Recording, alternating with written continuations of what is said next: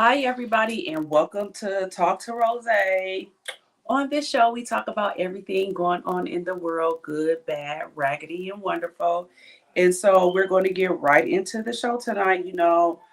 I'm just doing the recaps on the Diddy trial every day now when they have it. So today was day 5. They ended today with Don from Danity Kane, but they finished their cross examinations with Cassie. And let me tell you guys, it was something. Like, I'm just gonna try not to be biased, but it was really something tonight. So they started off already with the video. Love it. Oh yeah, we need a thank you. They started off with text messages from after he beat her up in the Intercontinental. It was like a day or two later. He texted her like he missed her. Well, he's HORNY for her. And she was like, really? Like, why would that be? She didn't understand why he would feel that way about her after he just beat her up. But his defense team was saying that they're trying to paint the picture that he only abuses her because he was an addict. Both him and her was an addict, period, point blank. So that's when he would really abuse her. It was when he was high. So she said basically she forgive him. She forgives him all the time. So I'll get right into the transcripts. So they picked up from the Intercontinental, him saying, texting her that, and then they was all over the place. They was all over the place, like they was going back and forth from 2006 to 2015. So that was kind of confusing. So they said Cassandra testified that Sean Combs snatched her phone out of her hand while they were together in 2016 and ran down Wilshire Boulevard in Los Angeles with it. He had suspected that she was dating a professional football player while the couple was on a break. Ventura said Combs called the man. They never said who the man was, but she really was dating somebody. So every time they took a break, she would start dating somebody else. And if P. Diddy found out, he would be pissed off. But Ben was dating whoever he wanted to date. But if she dated somebody else, he would be all the way tight about it. He tight about it. So they didn't ever say who the football player was, but he was mad about that. And when she did not come home with her cell phone that day, remember they're on the break, so she ain't in the house with them. That's when she would go back with her mom. When she went back to her mom's house and she did not have her cell phone, her mom called the police. So you remember a lot of us was saying, like, how do the mama know all this stuff and about her daughter being abused and everything, and she didn't do anything? So she did call the police that time. Now, the other times when she was getting abused, I don't know what the mom did, but when she didn't come home with her cell phone that time, the mom did call the police. So they said that. And then the defense played back a recording, which I don't know where they got this recording from. It was a DJ in a club. He told Cassie that he had a video. It was a video floating around of her and P. Diddy, I guess, at one of the F-offs. And she called Diddy and told him, and Diddy told her, don't let him out of her sight until she know where he's going. So she told the DJ that she would unalive him. She has never did that before, but she would make sure that she would unalive him because he playing with her livelihood. They didn't never say what happened to that, but they asked her, did she remember saying these things to that DJ? And she said, yeah, she remembered it because he was playing with her livelihood. Your tablet is on the charger in the room, Amir. Close the door. Close the door. Sorry, everybody. So she said that she was kind of shocked when they brought it up in the audio because she couldn't even believe that she was like that. So I don't know why. She also said that she went to a 45-day treatment center in Arizona. It wasn't for her opioid addiction. It was basically for the trauma that she had endured. And she said they would put connect things to her head, and brain waves would go through and it would make her remember things to where she could talk about it and relive it and try to get some help for it. And they asked her, did it help? And she said, no, not really. But she was there for 45 days. They went, now here they go back from 2018. They, P. Diddy, can I not get a chance to make things right? He texted her this. This was before their final breakup in 2018. And he said, haven't I taken care of you? Basically saying he's been taking care of her since 2006. And she said, you took care of me materialistically, not where I needed it. I needed you to love me first and put me first. So she was referring to him not loving her the way she felt like he loved Kim Porter. Now, remember, yesterday they asked her, was she jealous of Kim Porter? And she said, yeah, she was jealous of Kim Porter because she felt like she was supposed to be first, like she was the number one at this time. And he made it plain and simple that Kim Porter was always first. He would leave freak offs and go visit Kim Porter. On the holidays, he would go be with Kim Porter.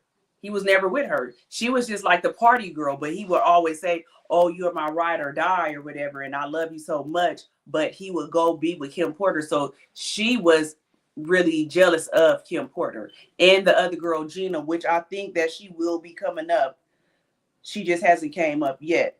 So after that in 2018, after their final breakup, well, before that, because they all over the place, she had started dating her now husband, Alex Fine. Now, she said that her and Diddy was supposed to be separated, but keep in mind, she said that they went to a restaurant, and this is the day that she said that he RAP'd her. So she said that they went to the restaurant and they was having a good time and they just were supposed to be talking and working things out. Like that was supposed to be it. She was already dating her husband at that. He wasn't her husband then, he was just her boyfriend, but she was already dating him at that time. So that night when P. Diddy dropped her back off at her house, that's what she said. He did that to her and that she cried. And when that was happening, that her boyfriend at the time, Alex Fine, called her and she didn't answer the phone. Later on, he was with his kid's mom. Okay, I'm gonna get to you in 1 second, Renee, because I know. She said that she was with P. Diddy, and I mean not P. Diddy, she was with Alex Fine at the time, and that's when she went to dinner with him and he RAP'd her. But then after he did that, she still had XEX with him again, willingly. So they're trying to say, so if this man did all these horrible things to you and he RAP'd you, why would you go back and have sex with him after that? And aren't you supposed to be with your boyfriend at this time? So you have a boyfriend at this time, but you still sleeping with Sean Combs. She couldn't even say nothing. Yeah. So that's where they really making her look bad at this point because they're asking her this. But she told Alex Fine she just went with him so they can get their closure. So when she told him this, they said he put a hole in the wall because he was so mad. He was so mad that she said that he RAP'd her. But I don't know if he knew this until today that afterwards she had sex with him again willingly or not. So I'm telling you, after all this stuff came out, I wouldn't even be surprised if they got a divorce. But then I kind of would because she got 30 million now. So why not stay with her? You knew what was going on before. Let me get into some of the questions. He was with his kid's mom. And then I wonder, was it true about the sores and STDs? Okay, so he was with Kim Porter and they overlapped by about a year. So the last year he was with Kim Porter, that's when he started dealing with Cassie. So they did overlap like a year. Then he started dealing with Cassie and she thought she was number one and Kim Porter came after her. But we see that he still always dealt with Kim Porter. Now, what they did or whatever, we still don't know. but Kim Porter was always in the pictures, and we seen that up until she almost passed away. She was always at the parties and everything. And then you said, I wonder if it was true about the SORS and the STDs. I believe that because the prostitutes, they said that they did not use protection. And one of them had said in the cross examinations that one time he didn't even want to have sex with Cassie because he had gave his records and his was clean, but she never gave hers. So he knows what they're doing and how many days a week they're doing it and with how many men. So he really didn't want to do nothing with her because she had it, gave her records and he gave his. And so he was saying he didn't even want to do it. So I kind of do believe about the STDs and sores and UTIs and all that. She probably had everything else, BB and everything. And she said that the antibiotics didn't work no more. Because just think, if you have to use that all the time, your body becomes resistant to that. So I believe that at all. They'll answer me. I'm just commenting. No, but I want y'all to comment. That's what we are on here for, so we can discuss it together. But that's a good question. People probably really wonder that. But they said that they did not use protection on there. So I do believe that she had all kind of STDs and everything. I think her stuff is wore out and all that. And Alex knew that too. So I don't know why he's so mad. Like, you knew what was going on. Or did you believe, was Cassie lying to him and just telling him certain things and he just went along with it? And now that they're in court, now that she's in court and they got all these text messages that ain't lying, now is he just finding out really what happened? So I'm wondering what he really knew and what he really did not know. She said, I know this is a crazy question, but could you sing because she wanted a record deal, right? I do not. She did get a record deal with him. She had a 10 album record deal with Bad Boys, but she only put out one record. And she said in court, her record deals and everything took a back seat to her having them freak offs. So after she started having those freak offs with P. Diddy, she said that she wasn't doing anything. She would have to turn down, like if somebody wanted her to do something, work. She had to turn down work because of the freak offs. So she said that her career did take a backseat to those freak offs. And as we know, she only did one album. And I really don't know if she could sing or not. I mean, she was a pretty girl. So back in the days, and that still goes for right now. If you pretty, they don't care if you can sing or not. They got all kind of auto tunes, and then you could be lip singing and all kind of stuff. So we don't know if she really could sing or not. We seen that she did bad on that one 106 in Park show. She sounded horrible, but she was really singing live. But she could have been nervous. So I really don't know if she could sing or not. But she did have a 10 album record deal, which that was stupid of her to even sign that, because what artist signs to a 10 album record deal? You gonna only do a couple at a time because you can negotiate for something else. If you signed into 10 albums, you're not getting nothing. And she didn't. Well, in actuality, she did, because she lived a life that she probably would not have had even if she would have did her 10 albums. Because it probably, her record albums, what she would have been getting probably would have been pennies. Because we know P. Diddy and his record deals, them artists wasn't making no kind of money. Why would you not use protection? That is crazy as hell. That's what I was wondering too. I was surprised when they said that, because I thought even in, oh, you know what? But I think in PORN, I don't think that they use protection either in those. But they have to show that they have a clean record. Like their records have to be clean. Like they can't have nothing. They have to show everything. I think they have to do AIDS and all that. They have to do it like every 3 months.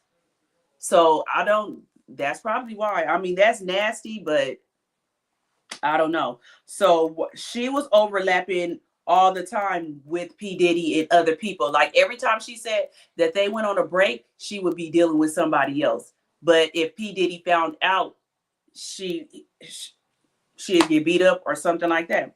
So they said the defense is trying to point out the inconsistencies in Cassandra's accounts for the attack in 2018, in which she accused Combs of RAPE in November 2023 civil lawsuit. She said the attack took place in September 2018, but then when she talked to the government, she said it occurred in August. So they trying to say, did it happen or did it not happen, and when did it happen? And if it did happen, why did you go back to him and have sex with him willingly after that? Which is a good question. Again, like I said yesterday, I want to talk to somebody that has been through this. And he literally told her she could leave. Like they could be done with each other and everything. And she kept coming back. So she kept on asking for breaks and stuff. And they was like, just hold on because we're trying to get you out of here. Again, she's 8.5 months pregnant. So they trying to get her out of there. Let me see. She confirmed that Alex Fine did FaceTime her while she was having XEX with Sean Combs one time, and she didn't answer the phone. But she had told him that he had RAPE'd her. So it's just a lot of stuff going on. She said that she did go to Kim Porter's memorial, but she said that she stopped talking to Diddy after the memorial. Because do y'all remember when, after she passed away and after the memorial, he said that Kim Porter was his soulmate and he had lost his soulmate. So when she read that on social media, like the rest of us, she was in her feelings about it, which any woman would, even if y'all was broken up at that time, y'all was already broken up, but you know you have been with this man the past 10 plus years, and his children's mom died, which he wasn't with, and he said that that was his real soulmate that he lost. Anybody would be in their feelings about that. So after she read that she just cut him off all the way. She texted him though and told him, what was the 11 years all about? From here on out, I'm done. And so they said, he let you go, right? And then she said, I don't know about letting me go. But she was saying that she was done with him. She said, even after that, though, they would be texting each other. Hold on.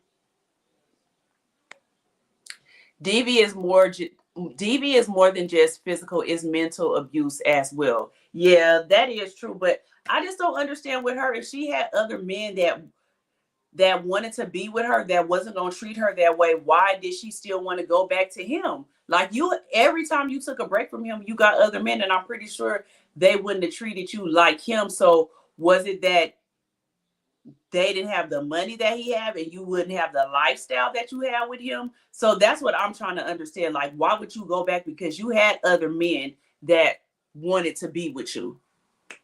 I'm just wondering why she was paid out if he didn't do anything. Just curious.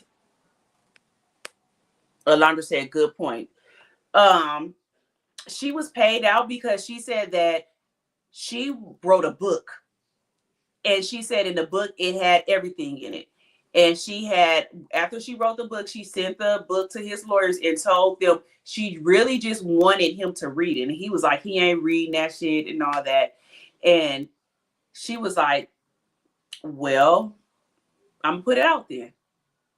And he told her he didn't give it after she put it out. Ain't nobody going to believe her. Like him being how he is, ain't nobody going to believe her. It's going to be her word against his. And that's when she filed the lawsuit. And so he paid her out so she wouldn't put the book out. And then that just opened up the floodgates. But we'll get to another part too, because what y'all don't know is she got $10 extra million. So now she got $30 million. Intercontinental did a settlement with her last week, and she got 10 million from them. Now, why they paid her out, I still don't understand that. I don't know if it's because they put the video out or if because they withheld the video. I don't know. But they settled with her last week for $10 million.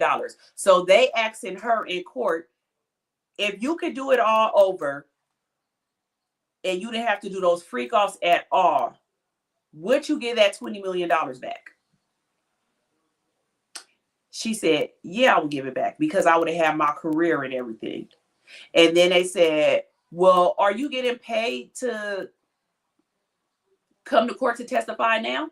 And she said, no, I'm not getting paid. I'm not getting paid anything. And they said, well, have you got any other settlements related to Mr. Combs? And then she was like, no, I haven't. They was like, you haven't got no settlements? And she was like, no. And they was like, didn't you just settle with Intercontinental? And she was like, yes. And it was like, for how much? 10 million.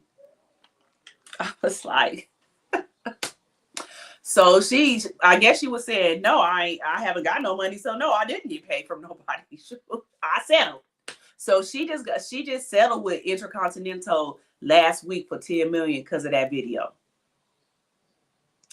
So that's another thing that they side-eyeing her for. So they making it seem like they're trying to make it seem like it's just a payout. Like that's all it was, really is a money grab. And if he was such the person that you said he was, why did you keep going back when Mr. Combs was telling you that you could leave? When she left him alone after 2018, after the soulmate thing and all that, she said Mr. Combs would text her back and forth. She was already with her then husband, Alex Fine. They were married and everything by then. He texted her and said he missed her. She said, I miss you too. You with your husband now. I miss you too. He said, congratulations on the baby. You're going to make a beautiful mom, X, Y, and Z, or whatever. I wish we could have really just sat down and had closure or whatever. She didn't reply back for a while. And then she said, basically, like she wished all the things that he was saying to her, like the nice things that he was saying, he would have been like that before. Like you wasn't saying all these things before when we was together. You just treated me like a sex slave.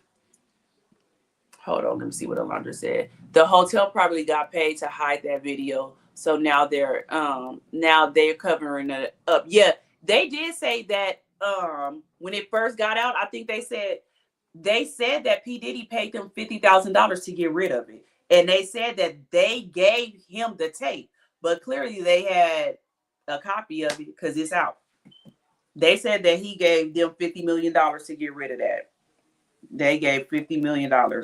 So they have other text messages going back. Oh, I did copy some for you guys so y'all can read it. These are some of the text messages. Can y'all see it? Let me know if y'all can see it.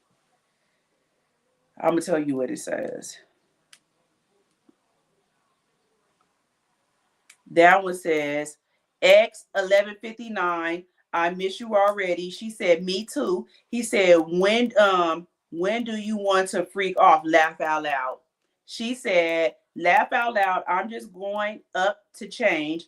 I'm always ready to freak off. Laugh out loud, laugh out loud. You tell me the day you choose. She said, it could be whenever. So then the next one, he said, name the night. She said, I feel like the weekend. A Friday night would be best so we want time to recover for the work week. The upcoming weekend is the only one I have until the 28th. Okay, I'm on it. Laugh out loud. But if you can't, we always can do it during the week. You know that it doesn't matter to me. And he said, Friday it is. I wish I can get Jules here. So again, they're saying again. So if you didn't want to do, like, looking at that now, looking at those text messages or hearing it, to y'all, for real, do that seem like a person that is made to do this stuff? Like, just keep it 100. Because now I'm just looking like, I really don't know now. I do feel like he's wrong for beating her up the way she do. But now looking at this stuff as far as making her do these F-offs, it really kind of don't seem like it. What do y'all think in the comments? Just hearing these things, do it seem like he made her do these? Let me know. Oh, Alondra said, it's too small for me. Okay, but Alondra, you heard what I said. Do y'all think that he really made her do these?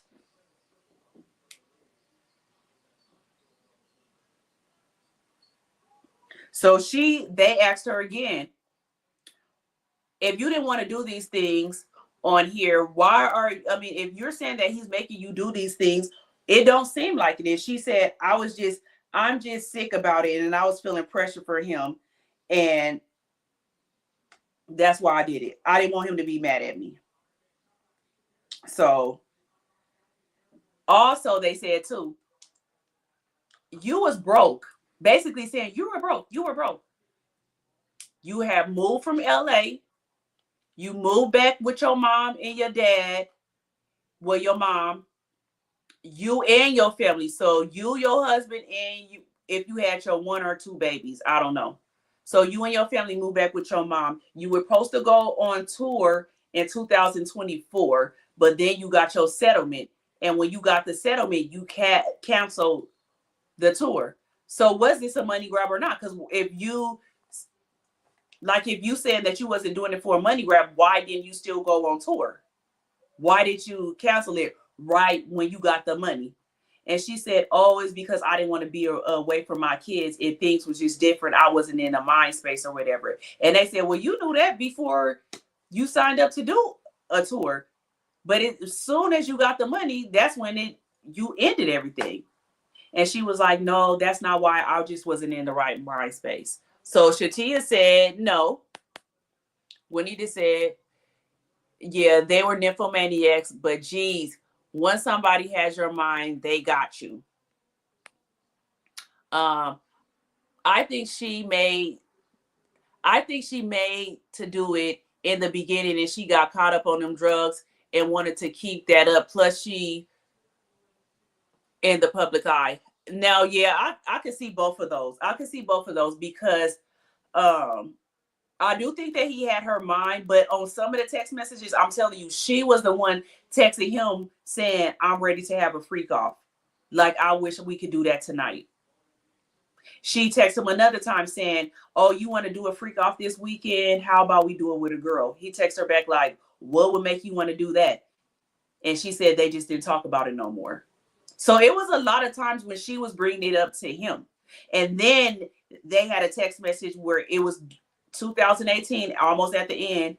And he said, can we just have one more freak off? This will be our last time, since like that's the end. And she was like, I don't want to have one more freak off. I want to have a freak off with you forever. So that's what I'm saying. It's so damning. Like, it just made me feel like, dang, Cassie, I wish they didn't have these text messages, because it make it your side eyeing it. He's saying, let's just have one more and all that. So then she said, if it wasn't for him having to do all them freak offs, she could have had a better career. And it was like, well, you still did have a good career. Like, you did records with Kid Cudi, Lil Wayne, Rick Ross. You were given opportunities. So what do you mean? And she was said, yeah, I earned those. Like, he didn't just give those to me because that was my boyfriend. I earned those. And they was like, so why can't you do that now? So they just painting a picture, making it seem like still that it's a money grab. So they ended the cross-examination with her today. She started crying because they asked her again, if you could do it all over, would you get a $20 million back? And she still said she would. But I also think that she was crying because her boyfriend was her husband was in that audience and was hearing all the stuff that she was doing when she was still supposed to be with him and done with Diddy. So then they bring up a lady from Homeland Security. She has photographs of everything. She said where they picked him up at Miami in a hotel. It was like a big hotel with different rooms in it. When you went in, it had the lights high they said he would have it. She said it was baby oil everywhere. She said, and then it was a pink substance. That was that ketamine and that MDMA. So it was all, again, so really, it probably really wasn't nothing in that baby oil. They taking all the drugs right there. So they said it was bags of that. And then on the door, it was a bag, a fanny pack bag with $9,000 in it. So they were saying that the people would have to come in, take their clothes off, get baby oiled up, do the pink powder, whatever they call it. I forgot what the name of that pink powder they call it. And then after they finish doing whatever they doing, on their way out, they'll take their cash payment. So that was right before he got caught. So he was still, you know that you about to go to court for all this stuff, and you still doing this. Like you still doing this stuff. And hold on, Alondra. She said there are certain type of women that be so caught up in a man that they will do anything to keep him. Them freak offs was how she kept him. And she did say that. She said that, Alondra. She said that she felt like when she did that, she had up on the other women because they wasn't going to do that. And if she felt like she didn't want to do that, she still did it because she didn't want him to do it with nobody else. But she did say that. She said that's what she felt the closest with him, and she could spend quality time with him was doing the freak offs. So it makes me wonder, was he doing that stuff with Carisha? Like y'all still was on the ketamine and that MDMA, so was he doing the same things with you too? It just make me wonder. So after they let the lady from Homeland Security get down, then they brought on Dawn from, she was making a band. She was the one from Danity Kane, the one from Louisiana. So when they had making a band, he had separated Danity Kane, like he dismantled it and was like, all y'all done, all y'all done. The only person I'm keeping is Dawn. So he kept Dawn and was like he wanted to keep her on the record label and everything. She came to court today because last year she put out a lawsuit against him saying that he was abusive to her. So they had her on there today, and she recalled a time when she went to his house and her and Cassie was downstairs, and he came downstairs screaming and yelling, asking where was his eggs at, and Cassie can't never get nothing right. And he picked up the pan that had the eggs in it and tried to hit Cassie with it in her head. But Cassie dug down to the ground.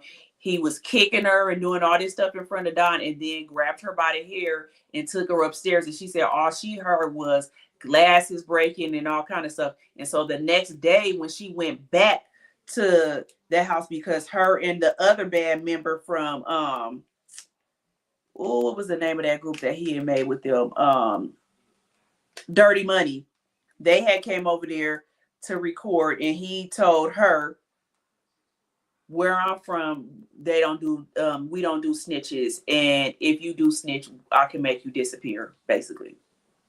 So the his defense team got up and was mad, and they were saying like they want to throw away that she shouldn't even be able to say that because Cassie never brought up that incident at all. But I'm like, hell, she can't remember every time he beat her up, but they trying to make it to where they could get him for anything. So they're trying to get that thrown away, and for her not to even be able to come back on Monday because they were saying that she lying. She lying. But I did hear that story before. I don't think Dawn is lying, but they said that she was supposed to testify about her abuse too, but I don't even know if they're even going to let her even come back. So we just got to see how things go on Monday. But Dawn, they like, nah, get her up out of here. She a liar. I think Carisha was on her way to being Cassie. You think so? The only thing is, I don't know. But you know what? We never would have known Cassie was going through that, because when we would see them in public, we didn't see no bruises on that girl or nothing. We would have thought they didn't even look like drug addicts. And clearly they was on drugs the whole entire time. So Carisha could have been too. We'll see if she come up. But that's all that happened today. They're done with that.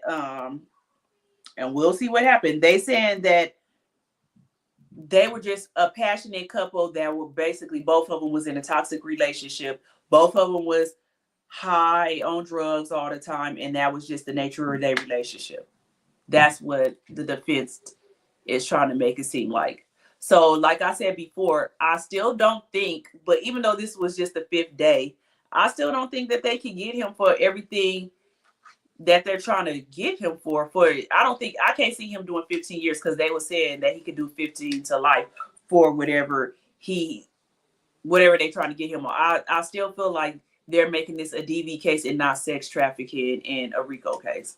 But we'll see. We will see. So that's all I have for today, because it was basically almost the same thing that they was talking about yesterday. They just brought out the extra stuff in her getting the extra 10 million, Don, and then a Homeland Security lady. So on Monday, Don is supposed to come back, but I'm not sure if she is, and we'll see who comes back. It's probably gonna be Aubrey. And when Aubrey get up there, who knows what she gonna say, because y'all know she can't stand him. Aubrey can't stand him at all. And she's been saying this stuff about Diddy for years. Before he broke up Danity Kane, Aubrey was on his head. She been on his head. Let me see what Alondra said. Even if he walks, he's done professionally. You think so, Alondra? Because I feel like people do not care about that. People do not care about stuff no more. I honestly don't think he's done professionally, but I don't think that he's going to have the power that he had before, because like we said yesterday, he messed somebody up. He messed up with somebody in higher powers. I don't think that he would have the power that he had, but I think people will still deal with him. I'm just wondering why none of his friends ain't there. That's the thing I don't understand. Like, why are none of your friends here? Is it because they're going to look bad? Gwenita, for real. I said that too. Where is Wendy Williams? So laugh out loud. They need to just bring her out of retirement. Wendy Williams would have a field day with this, because they even showed clips when Wendy Williams was talking about P. Diddy and Cassie and how he is doing her and everything. And just think, Wendy Williams, for back in the days when she was on the radio, she was on P. Diddy head. And I was listening to her when she was on the radio. Wendy Williams was on P. Diddy head. That's when she was calling him gay and all kind of stuff, what he was doing to Toto. And Toto came up there and tried to fight her. Like, Wendy Williams was on P. Diddy's head. That's when he had got her fired from her job and everything. Like, everything that's going on now, Wendy Williams was saying that when she was on the radio. So that was like in the early 2000s. Wendy Williams been saying all this stuff about him. And now all the stuff is coming to life. I was just typing that, Juanita. Exactly. Who would mess with? He has no friends. Yeah, so real ones. I was like, where's French Montana? Like, he was with him all the time. Rick Ross was with him all the time. Jay-Z was with him all the time. Like, where's your homeboys at? Where is all your homeboys at now? Like, they can't even come to court to sit there and be in support of you. I'm pretty sure all of them knew what you was doing. All of them knew what you was doing. So, I don't know. We owe Wendy an apology. I don't owe her an apology, because I always believe Wendy. I believe everything Wendy said. I always believed her. That was everybody else trying to make it seem like she was just messy. Wendy Williams was on his neck back then. So, like I said, we'll see what goes on. And on Monday, I'll do my next update. But if y'all want to see the updates too, because I watched the transcripts live, I look at New York Times, and you have to go to the live part, P. Diddy Live. I would look at Washington Post Live. You got to look at the lives. And then at BBC. And it actually do the transcripts as they are going in court. Like, it's live transcripts. So if y'all want to do that, y'all can do that too. That's where I get all my information from. The public, I believe you too. Yep. So thank you guys for tuning in, and everybody that's watching, make sure you press the like button, and I will see you guys on Monday for our next live update on the trial of the I can't even say his name, the P. Diddy trial. Have a great weekend, you guys. Bye. Press the like button. Like button.